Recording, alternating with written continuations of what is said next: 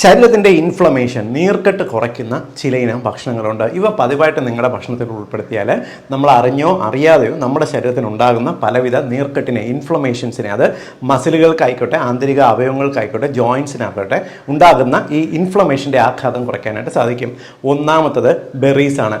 നെല്ലിക്ക, strawberry, blueberry പോലുള്ള ഭക്ഷണത്തിൽ ഉൾപ്പെടുത്തുക.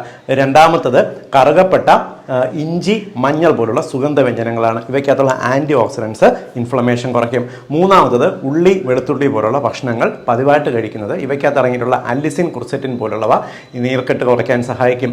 നാലാമത്തത് ചിയ സീഡ്സ്, ഫ്ലാക്സ് സീഡ്സ് പോലുള്ളവ പതിവായിട്ട് കഴിക്കുക. ഇതിനകത്തുള്ള ഒമേഗ 3 ഫാറ്റി ആസിഡ് നിങ്ങളുടെ ശരീരത്തിലുള്ള ഇൻഫ്ലമേഷൻ കുറയ്ക്കാൻ സഹായിക്കും.